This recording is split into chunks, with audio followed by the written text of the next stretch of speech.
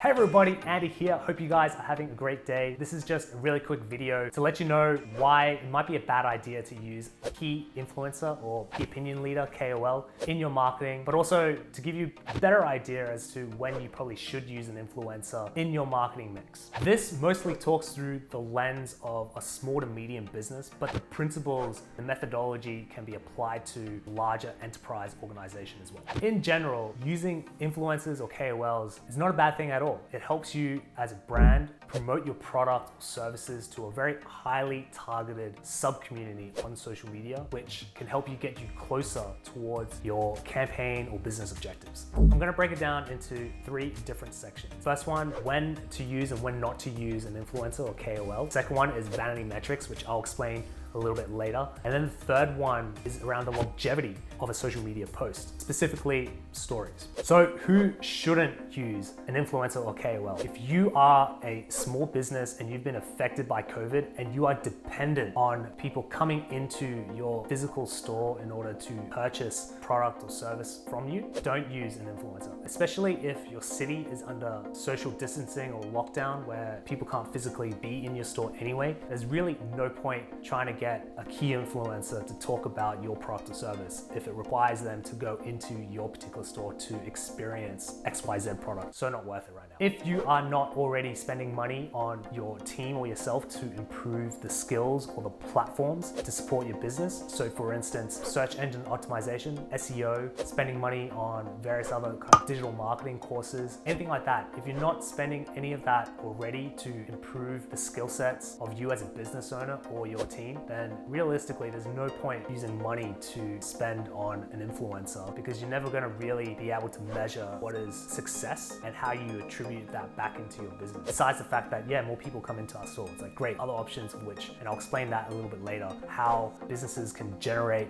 more foot traffic coming in by using other digital media means. If you are not already spending money on media services already, i.e. search paid, display, email, there's no point using key influencer to talk about your products or services. If your current marketing is all over the place and you can't necessarily measure the value of social media versus your website versus other sources of traffic, then there's no point using a key influencer, because even if the key influencer can generate a lot of buzz, you're not really gonna know how your key influencer had on your products at the end of the day. If you are down to your last $1,000, I do not recommend you put that into a key influencer to help promote your product or service. I would rather use that $1,000 to self-learn and put that into paid media that is way, way cheaper, which I can explain a little bit later. When you should use an influencer or KOL, if your influencer aligns to your current brand, if your influencer has the same target audience that you have, because you need a bit of synergy. Otherwise, there's no point getting an influencer who might have a fan base that are all about cars and you're a small business that sells cakes.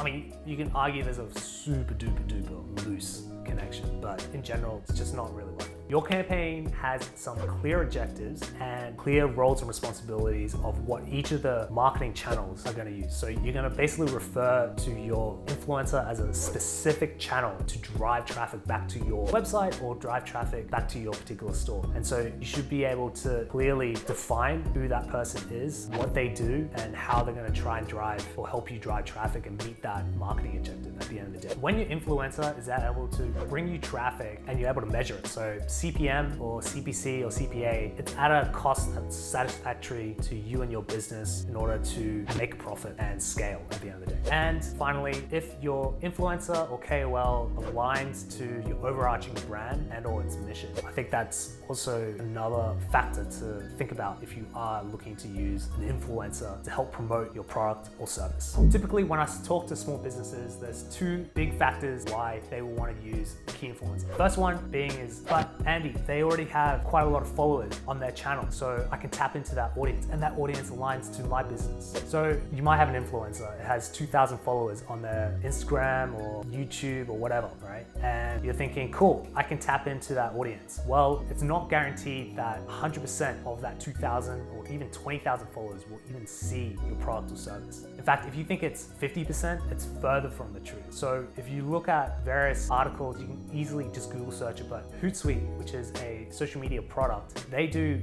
yearly studies around organic average reach. The posts that an influencer or the posts that a company makes, organically, how far does that reach? How many eyeballs does that really kind of reach at the end of the day? And what they found out was that it was as low as 5.2%.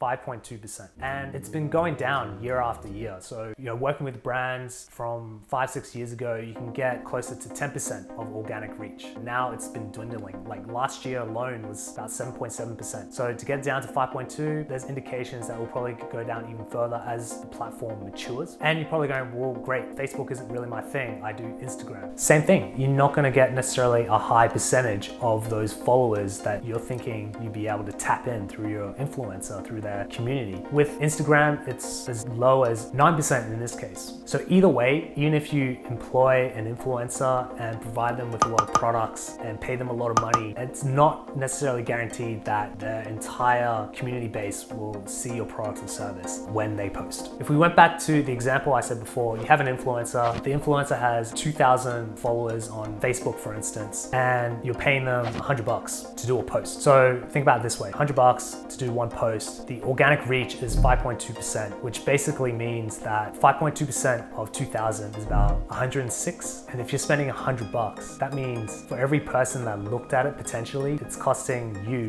95 cents. So to get 1,000 people, you're gonna have to spend, well, you're theoretically spending about $940 to $950 on that influencer to make sure that at least 1,000 people from that person's channel checks out your product or service. $940, $950, you can do quite a lot with that money alone. So if you look at, say, CPM, which is cost per thousand, for instance, you can easily just search online to figure out what is the average on Facebook. Pick whatever social media channel, but me living in Asia, Facebook is still the dominant platform that a lot of businesses, small to medium businesses, use in order to promote their products and services. And so if you look at that, you find the average for cost per thousand impressions. You're gonna see the average, and it's also dependent on your industry as well. It can be as high as $17 and as low as even $7 per thousand. So think about it that way. Instead of spending $940, $950, you can just easily spend theoretically $7 to $17 and still get the same amount of people. And you can probably target more people coming through. And if you get better at it, you'll be able to improve that cost per thousand, get it lower whilst improving your targeting and therefore improving the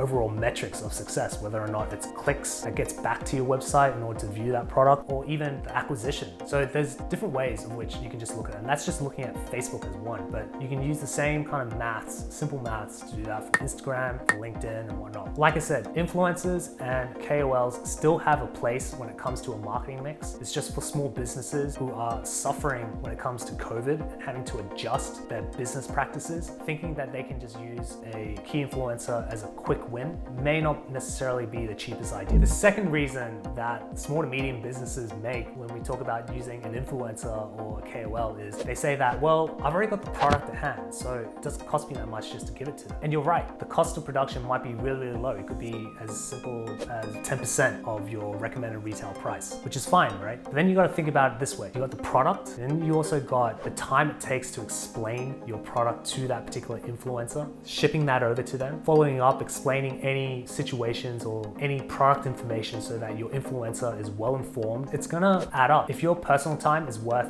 about $100 an hour and you've spent at least an hour speaking to them, explaining what your product is, and you probably spent, collectively through your team, maybe another hour shipping it over, making sure they're A-okay, making sure they're able to explain, update any information that the influencer needs. That's about 2 hours you've already spent. So if you're worth $100 an hour, you've already spent $200 theoretically of your time, plus the product. Plus, you're not gonna really know how your influencer will use your product at the end of the day, because influencers are creators, and so they create content for their community first. With that in mind, like, they may look at your product, they may compare it with another product, they may talk about some of the great things about your product, but also some of the bad things about your product. You don't really have much control over it, depending on how much you paid that particular influencer or whatever product you've given or whatever you agreed to that particular influencer. So you also got to factor in your personal time, not just the cost of your product. Here's a couple of factors to also consider advisor if you're thinking about using a key influencer or key opinion leader to help promote your products or services. First and foremost, the content that your key influencer creates is ephemeral, meaning that it has a short lifespan